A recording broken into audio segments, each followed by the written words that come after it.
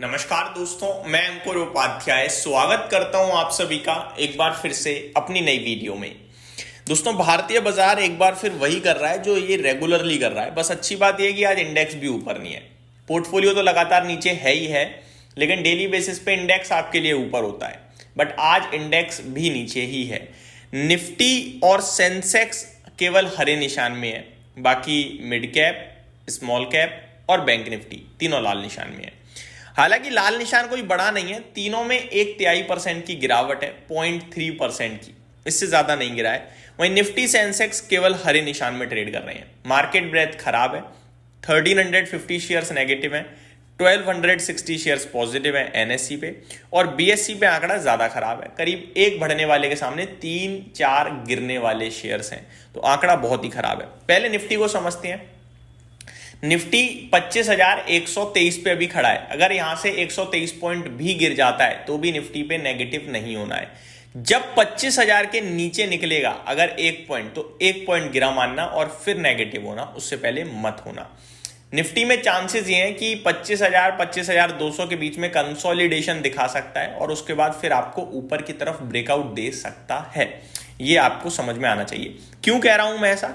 एक तो कल हमें डेटा की भी मदद मिली है FIDIs की तरफ से। दूसरा, अगर कल का डेटा छोड़ भी दूं तो बाकी दिनों में भी कोई ना कोई बड़े लेवल पे खरीदारी कर रहा है, और साइकोलॉजिकली भी जब तक निफ्टी 25,000 के ऊपर है तब तक हम लॉन्ग सोचें तो ज्यादा बेटर रहेगा।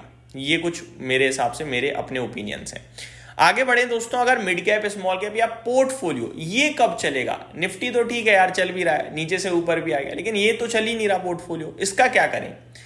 तो दोस्तों, पोर्टफोलियो की बात कुछ ऐसी है कि कुछ ना कुछ चल रहा है। जैसे बीते 3 दिनों में HDFC बैंक, ICICI बैंक ने सहारा दिया बाजार को, बैंक निफ्टी को, और निफ्टी ऊपर आ गया। आज IT सहारा दे रहा है। लेकिन ब्रॉडर मार्केट, जैसे जो आपकी पोर्टफोलियो में है, जो हमारी पोर्टफोलियो में, वो शेयर्स नहीं चल रहे हैं। अब वो कब चलेंगे, ये सबका सवाल है। दोस्तों, ब्रॉडर मार्केट कब चलेगी, इसके लिए मुझे लगता है जल्दी चलेगी। एक्चुअली में क्या है ना, वो थोड़ा सा बाइंग मोमेंटम की कमी है, ये क्लियर है। अभी जो ले रहा है, मान के चलो, मैंने 2-3 दिन पहले एक डेटा डिस्कस किया, फ्राइडे का था, माफ कीजिएगा, जहां DIIs ने तो उतना कुछ खरीदा नहीं और FIIs ने बेच दिया भर भर के। तुम बाजार ऊपर कैसे बंद हुआ? मार्केट डे हाई पे बंद हो रहा है, ऐसा क्यों हुआ? तो हमने अनुमान लगाया कि या तो रिटेल ने, आपने, मैंने खरीदा, या खरीदा है HNI इन्वेस्टर ने, बड़े इन्वेस्टर ने।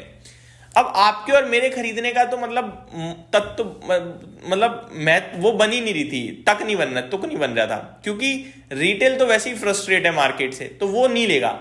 और जो HNI होता है ना, वो ब्रॉडर मार्केट ऊपर नहीं करता, वो पर्टिकुलर सेगमेंट या स्टॉक को पकड़ता है, क्योंकि उसे फोकस्ड मनी रखनी होती है अपनी। तो ये मेरा व्यू था। अभी यहां से ब्रॉडर मार्केट ऊपर जाने के चांसेस तो दिख रहे हैं, लेकिन समय लग रहा है। ऐसे में आप एक चीज जो ना करें वो ये कि मेरे पास ये शेयर है, ये बेचकर ये ले लूं, ये मत करना। होगा कुछ नहीं, आज आप उसे बेच दोगे, उसे खरीद लोगे, आज वो चल रहा होगा, कल वही गिर जाएगा और जो बेचा है वो बढ़ जाएगा, क्योंकि धीरे धीरे सब में रोटेशन आ रही है। मैं आपको बताना चाहूंगा, श्रीराम फाइनेंस का शेयर, मिंडा कॉर्प का शेयर, ये सब मेरी लॉन्ग टर्म पोर्टफोलियो के पार्ट थे। इनमें क्या है कि जो बड़े लंबे समय से आराम से पड़े हुए थे, अभी आप देखो ये हाइस पे जा रहे हैं, तो चल सब रहा है, बस समय ले रहा है अपना अपने हिसाब से। तो आपको क्या करना है? आपको वेट करना है, आपको क्वालिटी पे फोकस करके वेट करना। अब बजाज फाइनेंस का शेयर है, अभी थोड़े दिन पहले इसने हाइस लगाया, अभी थोड़ा शांत हो गया है। अभी कोटक बैंक है या SBI है। SBI कितना चला अभी एक हफ्ते पीछे? पूरा सरकारी PSU बैंक चले, अभी उसके बाद प्राइवेट क्षेत्र की बैंक चली, तो ये थोड़ा थोड़ा चर्निंग आ रही है। कभी रेलवे चल जाता है, कभी डिफेंस चल जाता है, कभी शिपिंग चल जाता है। तो आपको ये सारी चीजें समझनी होंगी कि वेट करने वाला मार्केट है, ये आपका धैर्य टेस्ट कर रहा है, और बाजार में ज्यादा कुछ हो नहीं रहा है, केवल इंडेक्स लेवल पे या पर्टिकुलर कुछ स्टॉक्स में ही हो रहा है जो भी हो रहा है। आगे बात करते हैं दोस्तों। आज IT सेक्टर 1.5% ऊपर है और बाकी लाल पड़ा है। मतलब कितना भेदभाव हो रहा है, आप ये देख लो। मेटल्स में फ्लैट टू पॉजिटिविटी है, बाकी रियल एस्टेट 1% से ज्यादा नीचे है। FMCG, मीडिया में आधे % की गिरावट है, और बाकी सारे सेक्टर्स भी लाल निशान में ही ट्रेड कर रहे हैं। 2 IPO लिस्ट हुए हैं। ओम फ्राइट इसने खत्म कर दिया, 36% नीचे है इशू के। एडवांस 8% ऊपर है, तो ये अच्छी लिस्टिंग बोलूंगा मैं इस करंट माहौल में देखते हुए। अब आ जाते हैं ब्रोकरेज ब्रोकरेज हाउसेस की तरफ। कहां पे टारगेट्स दे रहे हैं ब्रोकरेज हाउसेस, ये मैं आप सभी के साथ शेयर करना चाहूंगा।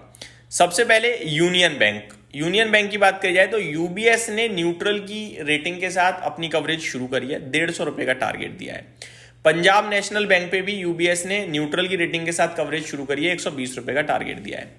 यूबीएस ने बाय की रेटिंग के साथ शुरुआत करी है कैनरा बैंक पे, 150 रुपए का लक्ष्य दिया है। टाइटन पे बर्स्टिन बुलिश है, आउट परफॉर्म की रेटिंग को बरकरार रखे हुए हैं, 4200 का टारगेट दिया है। मैक्रोटेक डेवलपर्स पे नमूरा बाय की टारगेट प्राइस बाय के साथ बने हुए हैं, टारगेट दिया है 1450 रुपए का। टाटा मोटर्स पे नमूरा न्यूट्रल की रेटिंग के साथ बने हुए हैं, टारगेट दिया है 732 का।